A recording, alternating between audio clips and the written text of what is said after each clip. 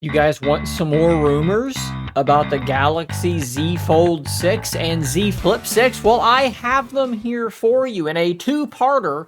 Today, we're going to first look at a tweet from a semi-reliable tech leaker, and then we're going to turn our attention to a South Korean publication called the Elec for something that I think is going to be especially relevant given what has gone on with my personal Pixel Fold as of late. But let's start with that semi-reliable leaker over here on Twitter, and I will continue calling it Twitter until the end of time.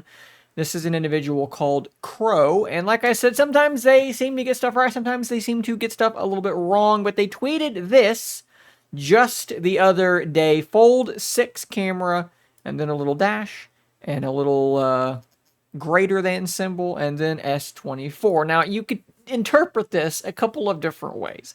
I have seen publications say that he is saying that the Fold 6 camera is better than the S24 camera. And if you remove this little dash, that would be what that would mean, right? Fold 6 is greater than S24, but there's this little dash here, which makes me wonder, did he mean that as an arrow? And if it's an arrow, what exactly does that mean? Of course, we've heard rumors for a while now, actually, that the Z Fold 6 camera setup was going to be remaining basically identical to what it's been since basically, like the Fold 3 or Fold 4? I don't actually remember. It's not changed in quite some time.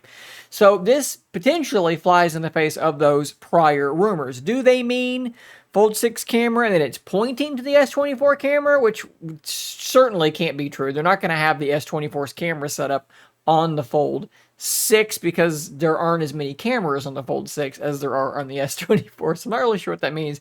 Do they mean that the Fold 6 camera is greater than or better than the S24 camera? Again, I find that to be a little bit hard to believe as well, but that's what they said, and I've looked through their replies, right? You can go through here and you can find going to May 16th when they also said that there's no Ultra version. Again, that's kind of, is that true or not? They have not said anything else about this particular tweet. I guess we'll call this a three-parter because they're going back to that Ultra phone tweet saying that it exists, but it's not sold due to cost issues. Maybe that's the case, maybe it's not. But at any rate, they've not said anything more about that tweet. So what does that mean? Maybe give me your interpretation in the comments down below. Part 2 of this, I said it was coming from the Elec, a South Korean publication.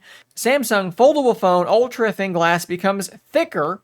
Wrinkles appear to decrease. Now, we've talked about this actually several times. There was this patent that Samsung filed for something called Iron Flex, and this was with regard to their displays, and we had sort of speculated that this might indicate an improved version of the ultra-thin glass that they use in these foldable devices, and that Iron Flex would kind of indicate that it's getting more durable, and it appears as though this is exactly what we were talking about. Now, of course, if you've been following this channel, you know that my beloved Pixel Fold developed a crack spontaneously in the screen. It has finally been replaced by Google, so that is awesome. But that has put a little bit of fear into some people watching my channel that, oh man, these folding displays are potentially going to crack. And yes, they do definitely fail at a higher rate than a normal slab phone. So anything that can be done by Samsung to improve this ultra-thin glass is going to be very, very interesting to a lot of us. Let's look at this here.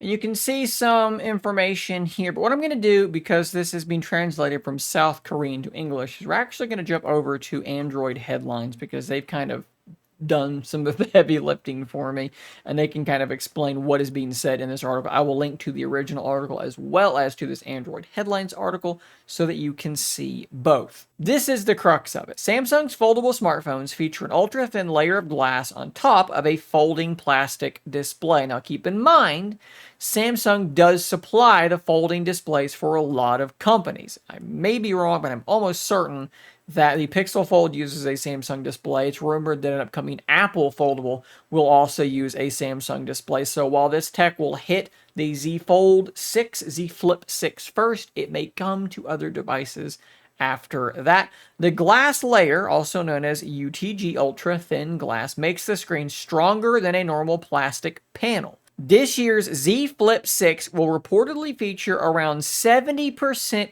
thicker UTG panel. So the glass on top is going to be 70% thicker reportedly than before. As they say here, this upgrade should make the folding display substantially more scratch resistant while reducing the crease. If it's thicker, it's less likely to, as they said on the Elect, wrinkle, and that's something that we see on a lot of these folding displays. The OnePlus Open has a very wrinkled look to it. The divot isn't as deep, but there are several of them. I think wrinkled is a pretty apt term. One interesting point here is that Samsung will apparently use the same water drop hinge as its predecessor for this year's devices, with a new hinge for next year's Z Flip 7. Now, obviously, in all of this, the Z Fold 6 is not mentioned. They're specifically talking about the Flip model, and this is very interesting to me. Does this mean that the Z Fold 6 will not be getting this new improved glass?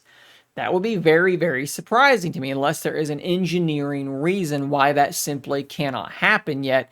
Again, that would be really surprising. It would kind of suck to see the Z Flip 6 get potentially much more durable, much less likely to scratch, and I hope much less likely to crack or break, while the Fold, the more expensive model, for whatever reason, has to keep the same UTG as last year. I wonder if there is some engineering reason why this thicker glass won't work on a larger display. Maybe some of you are engineers and you can come up with a good hypothesis for why that would be the case. If you've got the tech, you're going to release it on the Z Flip. Why hold it back on the Z Fold unless there's something different about the way that these two devices work that makes it not work well on that Z Fold? Of course, that is all speculation. It's what a lot of this is. It's a lot of rumors and speculation. But hopefully, it's entertaining and fun. Guys, let me know what you think about these two things in those comments down below. Again, I'll drop the links to everything in that description so you can check it out yourself. Subscribe so you don't miss out on more content just like this. And until next time, stay nerdy, my friends.